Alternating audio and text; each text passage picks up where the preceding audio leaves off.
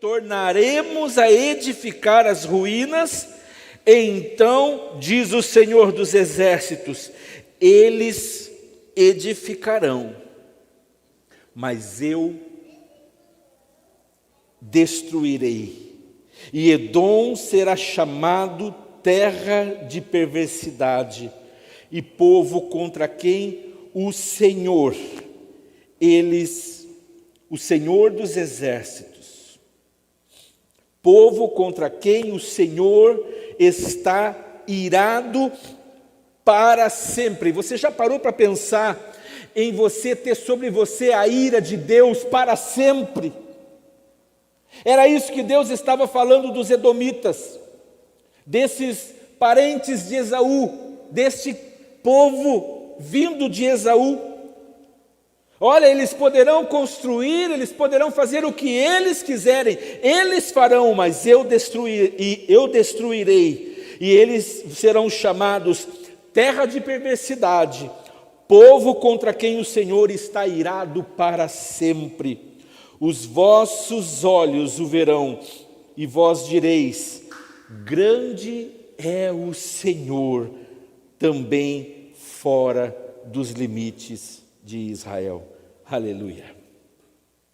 O livro de Malaquias, ele é um livro datado 430 anos antes de Cristo, quando o povo de Israel já havia saído do cativeiro babilônico. E aí então surge este profeta, o profeta Malaquias. Ele surge, a história diz que ele é levantado, ele aparece no meio do seu povo para despertar o povo de Israel que acabou de vir do cativeiro babilônico, para despertar este povo de uma religiosidade sem vida. É quase que uma redundância, porque aqueles que são religiosos, eles vão acabar ficando presos nos seus rituais, na sua religiosidade, porque eles acabam olhando para os rituais e se esquecem do que significa a religião. A palavra religião nós sabemos que significa religare, foi o que Jesus veio fazer na terra entre nós e o Pai, veio nos ligar a Deus novamente. Mas Malaquias é levantado para despertar o povo, o seu povo que estava vivendo uma religiosidade, estavam sem vida. E Deus intervém nesse momento da história de Israel para mostrar ao seu povo que este povo deveria mudar de atitude na forma como o cultuava. É muito interessante, ao mesmo que lindo também, o livro de Malaquias. Deus ele vem, ele aparece ao povo e usa o profeta Malaquias para trazer esta mensagem, para falar ao povo como que Deus estava vendo o culto que eles estavam oferecendo a Deus. A atitude deles na forma de cultuar precisava mudar. Irmãos, entendam isso. Deus ele vem, ele aparece para dizer isso ao povo. Eu quero que vocês mudem a forma de vocês me cultuarem, ou seja, a forma de vocês me adorarem, ou prestar-me culto. A mensagem de Malaquias é para um povo secularizado que estava vivendo a sua vida sem um relacionamento pessoal com Deus, copiando as mesmas práticas dos povos da sua época que estavam à sua volta. E isso me faz perguntar, se em muitas vezes a igreja do Senhor Jesus, o povo de Deus nos dias de hoje, porventura não estão também fazendo a mesma coisa.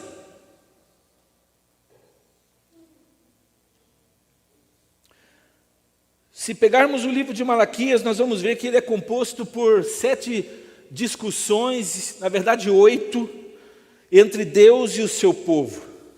E essas discussões, elas se dão da seguinte forma: Deus lançava, através do profeta, Deus lançava uma questão ao povo, através de Malaquias.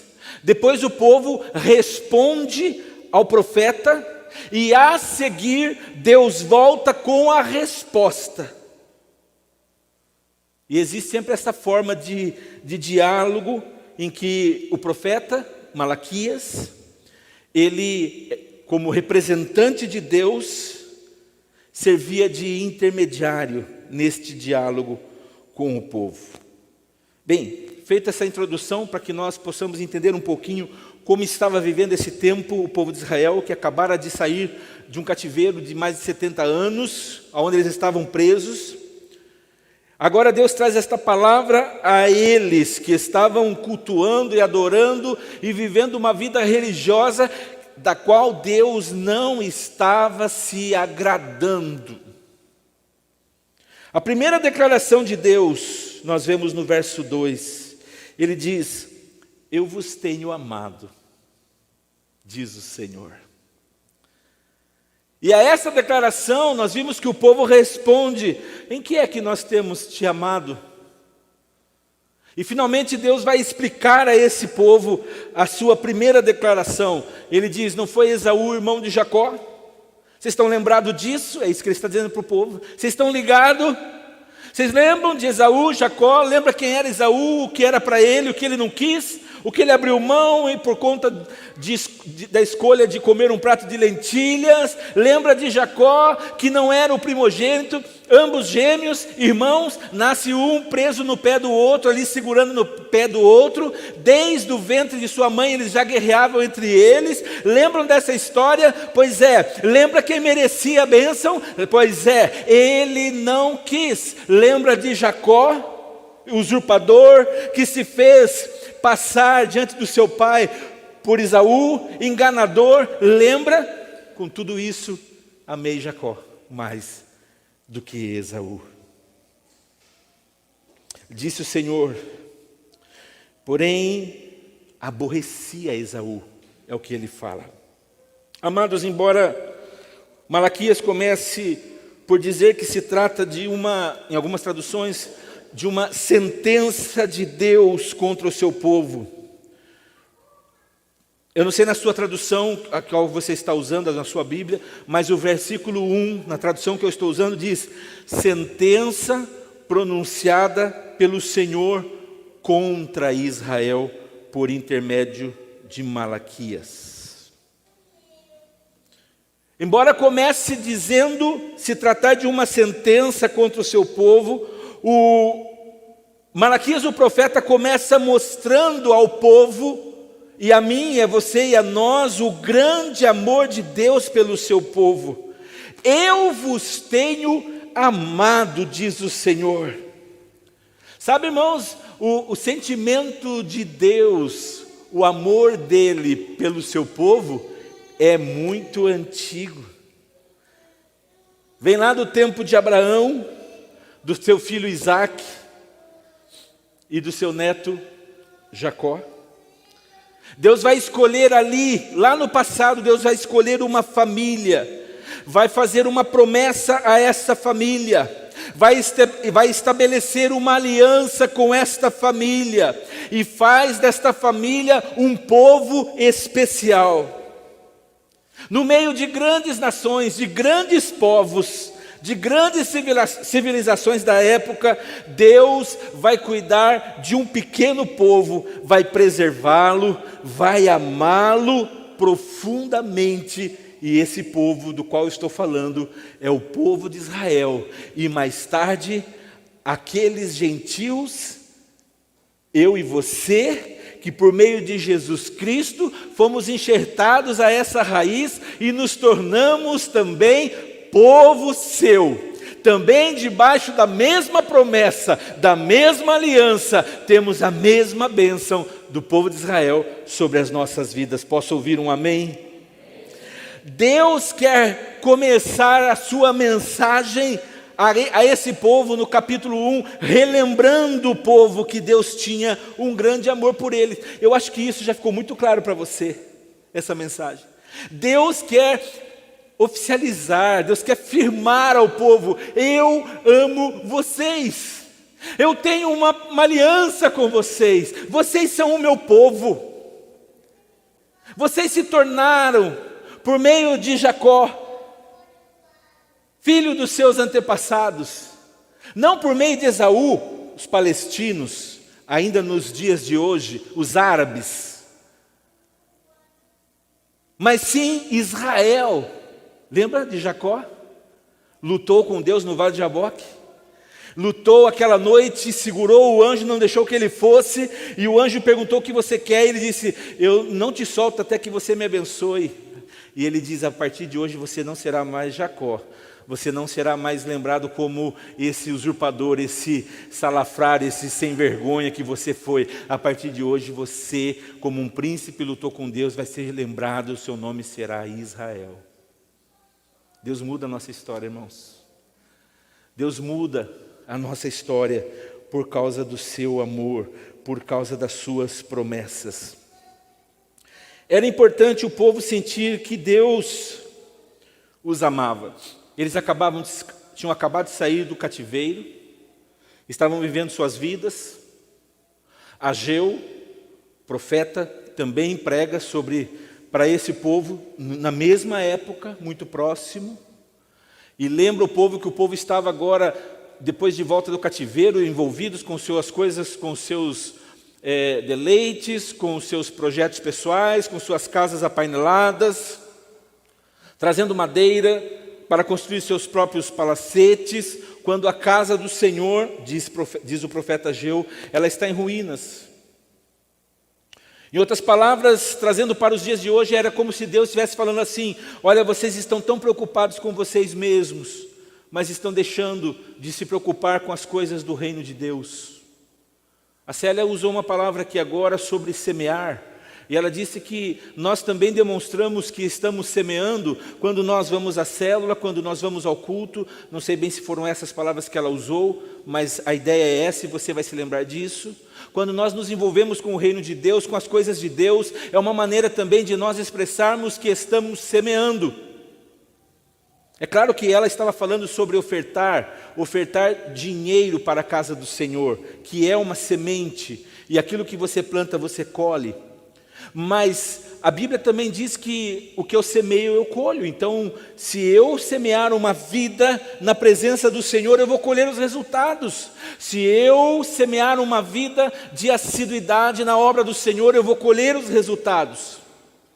Eu posso ser crente sem vir à igreja? Pode, mas eu quero te dizer uma coisa: é muito provável que você sofra uma guerra maior. É muito provável que você, como uma brasa fora do braseiro, tenda a se apagar. Note, eu não estou dizendo que você vai se apagar, mas eu sei que muitos se apagam, assim como eu sei que muitos já se apagaram, e assim como eu sei que a palavra de Deus diz que nos últimos dias muitos apostatarão da sua fé. Então aí fica um alerta para nós temos que cuidar. Nós temos que abrir os nossos olhos, porque nós estamos na beirada. Sabe o que é beirada? Conhece esse termo? Estamos na beirada dos dias que vem aí a vinda de Jesus, que precede a vinda de Jesus. Eu não estou falando com essa mensagem que você precisa estar na igreja para a vinda de Jesus. Claro que não, porque nós não sabemos se Jesus vai vir num dia de culto. Nós sabemos que Jesus vai vir num dia qualquer. O que eu estou dizendo é que nós temos que estar bem com Deus. A nossa vida tem que estar pautada nos princípios de Deus, na palavra de Deus, obedientes à vontade de Deus. E a igreja, ela serve, eu poderia dizer, para muitas coisas, mas eu queria mencionar duas. Estar juntos aqui nesta noite, ou se fosse um outro horário do dia, serve para nós nos aquecermos espiritualmente, para nós nos motivarmos espiritualmente, para nós compartilharmos espiritualmente da mesma experiência do meu irmão nesse momento onde estamos glorificando a Deus. Isso nos alegra, isso nos fortalece, isso nos aquece. A Bíblia diz que onde 2 ou 3 estiverem reunidos em meu nome, ali estarei eu. E também para nos lembrar que Buscar primeiro o reino de Deus e a sua justiça, diz a palavra do Senhor, é melhor do que se nós fizermos, aí é um acréscimo meu, é melhor do que nós buscarmos primeiro as nossas coisas e deixarmos as coisas de Deus por último lugar. Você está aí? Glória a Deus. Israel precisava sentir que Deus o amava. Isso porque o povo de Israel estava vivendo um momento difícil da sua história. Estavam sob um regime, sob um domínio medo-persa. Eles estavam reiniciando a sua história. Esse governo lhes impunha impostos constantes. Eles viviam sendo ameaçados pelos seus vizinhos. Que interessante, né? Parece que isso não mudou ainda hoje, né? Parece que Israel continua sempre sendo ameaçado pelos seus vizinhos. Mas isso tem um porquê. E aí vai ficar para uma outra ocasião. Também com isso eles tinham dificuldades financeiras. E Deus, ao dizer ao povo, eu tenho amado vocês, era no sentido do povo perceber que podiam ainda contar com Deus. Sabe, irmão, tudo que você está vivendo hoje, as lutas que você está passando, glória a Deus, eu não estou pregando nessa noite, aqui nesse momento, para alguém, pelo menos que eu saiba, que tenha de repente perdido um ente querido da sua casa, que está de luto nesse momento, como muitos estão. Recentemente, no dia de ontem, estivemos ali no sepultamento do nosso colega pastor Marivaldo de Sorocaba, que já estava praticamente vencido o Covid-19, mas ele morreu de outras complicações, decorrente à estadia dele no hospital, a esse período que ele ficou. Está lá a sua esposa de luto, a igreja triste, sem o seu pastor agora, vivendo uma nova fase, uma nova etapa, sofrendo. Eu não estou diante de um povo nessa noite que está vivendo essa experiência, mas eu poderia estar. Eu poderia dizer que este ataque, vamos dizer assim, sobre a humanidade desta enfermidade, tem trazido terríveis problemas para muitos. Pessoas que estão desempregados, pessoas que estão falidas, pessoas que perderam a esperança, pessoas que não têm mais uma perspectiva de que os dias serão melhores, pessoas que ficaram afastados do convívio social, já não fazem mais o que faziam antes.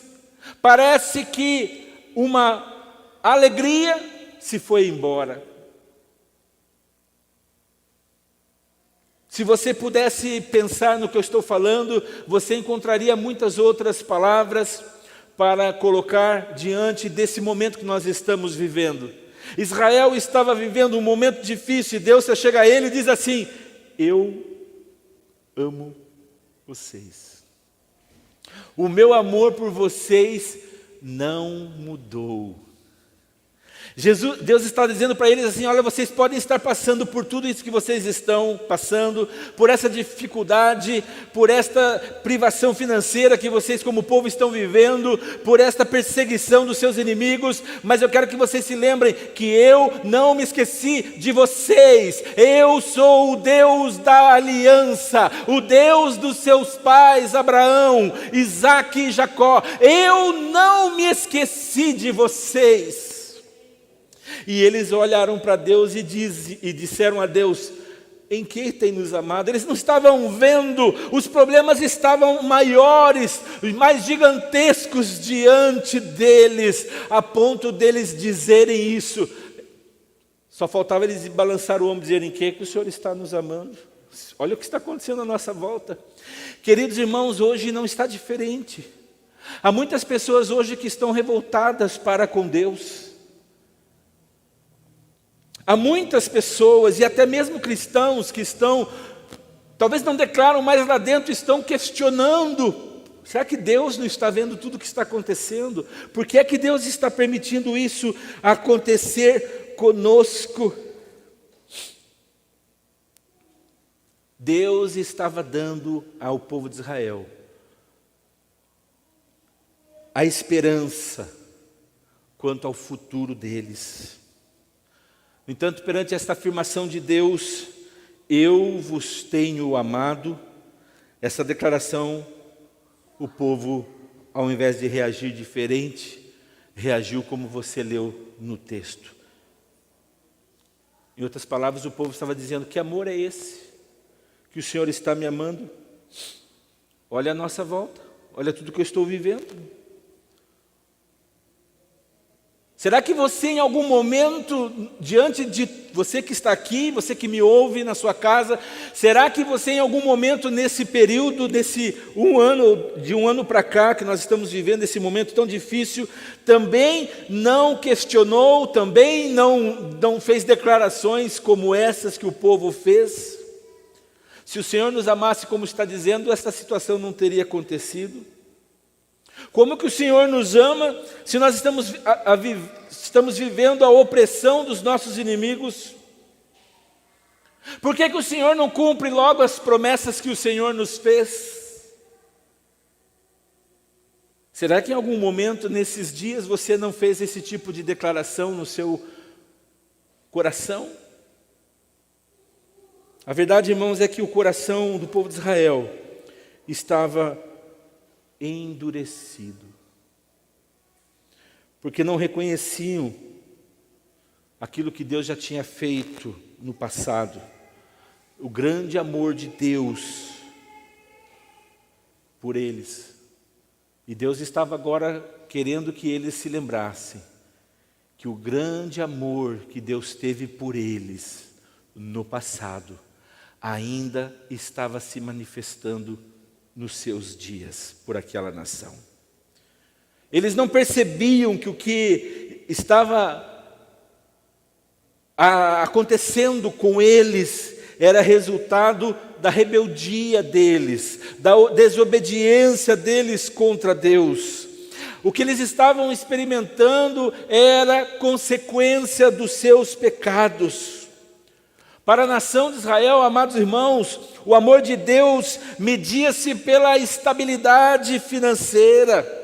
O amor de Deus para eles media-se pela segurança física, pela saúde, pela prosperidade. Se tudo isso estivesse legal, então Deus os amava. Mas no momento em que eles não tinham isso, eles não estavam reconhecendo o amor que Deus tinha por eles. Hoje tem se proliferado em todos os lugares aí a chamada teologia da prosperidade. Tem muitas pessoas que vão às igrejas, lotam as igrejas, mas querem ser abençoadas financeiramente. Quando vem a crise, quando vem a luta, quando as coisas não vão bem, quando por algum motivo vem um fechamento de um negócio, nada está bem com ele. Deus o deixou, Deus o abandonou. O apóstolo Paulo nos diz na sua palavra que ele sabia estar feliz quando ele tinha muito e quando ele tinha pouco. Muitas vezes as provações vêm essas avalanches sobre a nossa vida que nos pega de surpresa, levamos um susto. E a tendência é nós acharmos que Deus se esqueceu de nós. Não, Deus muitas vezes permite vir nas nossas vidas as provações, as lutas, para nos fazer crescer, para nos fazer nos apegar nele, para nos fazer voltar para a sua palavra, para nos fazer relembrar das suas promessas. Se o Deus deles lhe satisfizesse as suas necessidades, eles não se importavam de ser religiosos. Mas se Deus deixasse de fazer, eles deixavam de ter interesse em Deus. Em que nos tens amado? Essa foi a pergunta que eles fizeram. Esta foi uma pergunta que na verdade era uma resposta do que Deus havia declarado para eles. Se o Senhor nos amasse, não estaríamos vivendo as dificuldades e os problemas que estamos vivendo. Sabe, irmãos, no tempo de Jesus, nos dias de Jesus, eu estou chegando mais perto de nós. sei se você percebe. Porque Jesus, comparado com Malaquias, está mais perto de nós, dentro do tempo. Nos dias de Jesus, em João capítulo 6, verso 24 e 27, nos diz assim: quando, pois, viu a multidão, ou então quando a multidão viu que Jesus não estava ali, nem os seus discípulos, eles tomaram os barcos e partiram para a cidade de Cafarnaum à procura de Jesus. E tendo-o encontrado no outro lado do mar, lhe perguntaram: Mestre, quando chegastes aqui? Respondeu-lhe Jesus: em verdade, vos digo. Jesus já desmascarou, Jesus já tocou, sabe, no negócio, na ferida. Eles vieram com essa enrolação: Mestre, quando que o Senhor chegou aqui? E Jesus disse para ele: olha, em verdade, eu quero dizer uma coisa para vocês. Vocês me procuram, não porque vocês viram os sinais, mas porque vocês comeram dos pães e vos fartastes. Trabalhai não pela comida que perece, mas pela que subsiste para a vida eterna, a qual o Filho do Homem vos dará, porque Deus o Pai o confirmou com o seu selo. Segundo Jesus, irmãos, o interesse do povo, o interesse daquelas pessoas, não era o bem espiritual, não eram as palavras que conduziam à salvação, mas o interesse deles era no físico, era no alimento físico, a satisfação das suas necessidades. O interesse daquelas pessoas era procurar aquilo que traria a eles felicidade no imediato. Por favor, eu gostaria que nessa noite eu e você pudéssemos refletir sobre esta palavra e pensar se no fundo, em verdade, nós não estamos em alguns momentos, não temos vivido desta forma. Você está aqui nesta noite cultuando Deus, porque Deus diz na sua palavra que Ele tem amado você, ou você está aqui nesta noite porque você sabe que Ele te abençoa?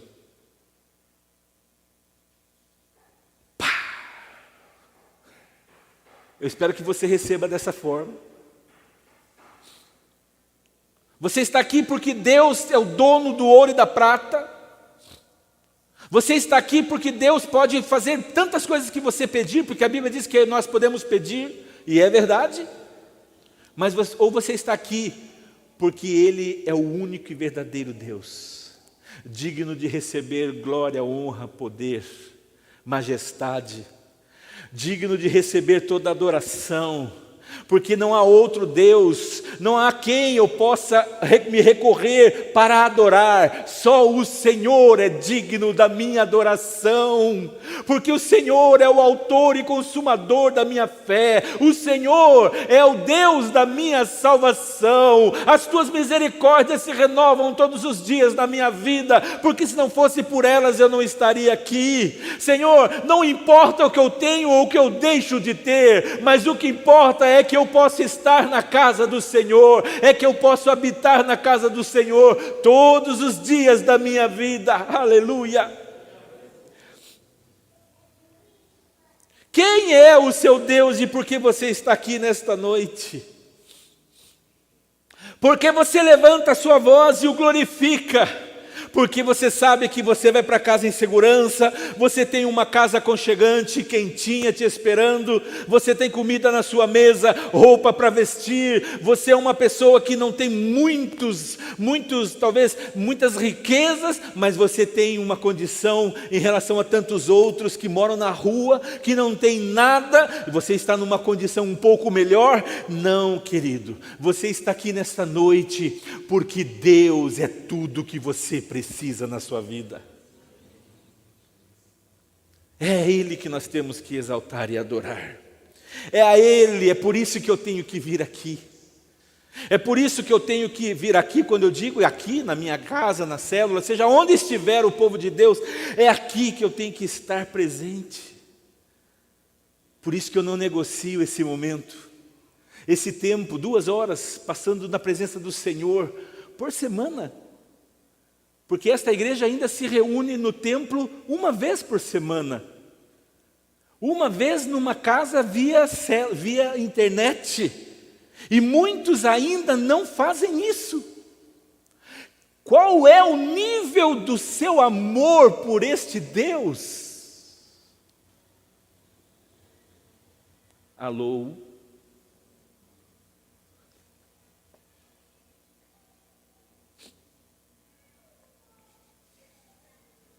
Quando o ser humano procura esse tipo de interesse, quando passa por dificuldades, também não entende por que as tem de viver. E questiona-se da mesma maneira em que você tem nos amado. Vejam que a resposta de Deus através de Malaquias ao povo foi relembrar a origem desse amor. Jesus toca no ponto. Como que Deus, eu falei Jesus, né? Deus toca no ponto. Como que Deus faz o seu povo relembrar do amor dele? Deus fala para eles: não foi Esaú, irmão de Jacó? Todavia eu amei Jacó. Deus responde que o amor dele vem da sua escolha. Isaac e Rebeca, nós vemos no texto, diz que tiveram 2 filhos. Você sabe da história, não vou me deter. E Deus, depois de tudo que aconteceu, Deus agora está lembrando o seu povo que ainda não havia se esquecido deles. Tem uma promessa. O que Deus aqui, irmãos, vai responder ao povo é que o amor dele pelo povo vem de uma escolha soberana. Deus escolheu amá-los. Ele disse: contudo, eu escolhi Jacó.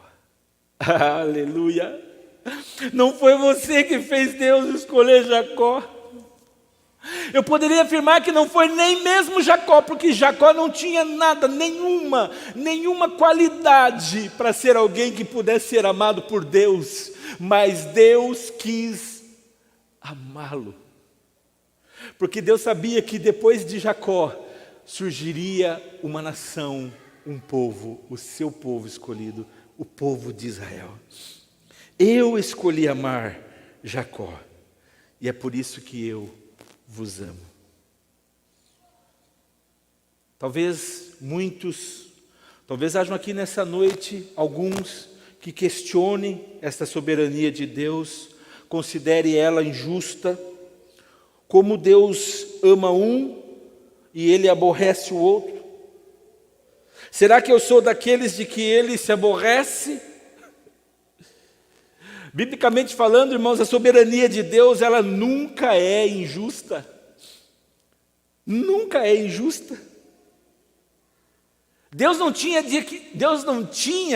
de escolher ninguém.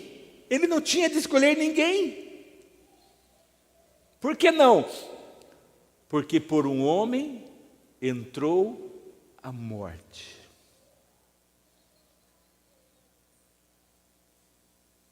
A morte entrou no ser humano. E a Bíblia diz que o salário do pecado é a morte. O que restava para mim e para você era morrermos. Era estarmos separados de Deus eternamente. Deus não tinha que escolher ninguém, mas Ele quis escolher na sua soberania alguém. E Ele escolheu Jacó por amor ao seu povo, e por amor a mim e a você, e por amor a todos aqueles que viessem a receber o seu Filho amado Jesus, como o seu único e suficiente Salvador, como o verdadeiro e único caminho que conduz à vida eterna. O Deus da história, soberano no seu amar, nas suas decisões. O amor de Deus, irmãos, se vê no fato dele nos escolher a salvação. Nós fomos escolhidos para sermos salvos. Como assim, pastor? Jesus morreu na cruz por você e você tem a liberdade para a escolha. E você quis escolher, alguém pregou o evangelho a você, a boa notícia, a verdade, alguém pregou o caminho verdadeiro que é Jesus. E você teve a liberdade de escolher ou não, e você quis escolher. Talvez aqui alguns escolheram depois de lutar muito, talvez de fazer muitas outras coisas erradas, mas finalmente se entregou e recebeu a salvação. Veja só, Deus ainda vai dizer a essa nação, pela qual ele estava falando por meio do profeta, no verso 3, ele diz: porém eu aborreci a Esaú e fiz dos seus montes uma assolação e dei a sua herança aos chacais do deserto. Se Edom diz: fomos destruídos, porém tornaremos a edificar as ruínas, então diz o Senhor dos exércitos: eles edificarão, mas eu destruirei, e Edom será chamado terra de perversidade e povo contra quem o Senhor está irado para sempre. Quando Deus diz, irmãos, esta palavra à nação de Esaú, ou aqui no caso ele está falando aos edomitas, eles já não existiam. Quando Deus está falando esta palavra, eles já tinham sido destruídos. Quando Deus está falando esta palavra, já tinham sido espalhados, já tinham sido misturados com outras nações. Deus disse ao povo contra quem o Senhor está irado para sempre. Já pensou se nós aqui, que estamos reunidos na presença do Senhor nesta noite, fôssemos um povo do qual Deus estivesse irado conosco para sempre? Meu Deus, meu Deus. Hebreus capítulo 10, verso 31, diz que horrenda coisa é cair nas mãos do Deus vivo. Deus está aqui precisamente a mostrar-nos aquilo que Ele poderia ter feito com eles, mas Ele não fez. Pelo contrário, Ele os tinha preservado. Ele tinha os tornado a trazer novamente ao seu país, depois daquele cativeiro terrível. Ele está ajudando o seu povo agora a reconstruir a nação. E agora tudo que Deus esperava desse povo, sabe o que é, querido irmão? Tudo que Deus esperava desse povo era que eles levantassem um culto a Deus. É que eles levantassem um culto verdadeiro a Ele, que o adorassem como o soberano das suas vidas. Sabe o que Deus espera quando você entra neste lugar, ou em qualquer outro lugar que você estiver cultuando a Deus? Ele espera ver o seu culto a Ele. Nós temos uma dificuldade de entender isso, porque nós somos muito egoístas na nossa natureza humana. Nós queremos as coisas para nós, queremos ser abençoados, queremos mais, e esquecemos que nós não nascemos para receber, mas nós nascemos para oferecer. Se nós recebemos alguma coisa, é pela graça e a misericórdia de Deus. É simples de entendermos. O apóstolo Paulo disse que nós éramos escravos dos nossos pecados. Eu era escravo do pecado, mas Cristo me libertou. Quando Cristo me libertou, como escravo que eu era, sem direito a nada, eu estaria preso, servindo o meu inimigo eternamente. Jesus me põe em liberdade, Ele paga o preço, Ele me compra com seu precioso sangue. Ele vai no mercado dos escravos e diz: olha, eu estou comprando todos eles, e o preço está aqui, é o meu sangue, eu vou me doar no lugar deles, eu quero que eles fiquem livres. Nos tornamos escravos libertos, nos tornamos servos libertos. Jesus colocou eu e você, ex-escravos, em liberdade. Agora nós não somos mais escravos do pecado, mas nós somos servos do Senhor Jesus. Você é servo do Senhor Jesus? Você o serve, você o busca, você o adora, você presta-lhe culto. Isso é buscar a Deus em primeiro lugar. E Deus, depois que você faz isso, porque Ele ama você tanto, que Ele abençoa você demasiadamente. A matemática de Deus é essa. É dando, é oferecendo que você recebe.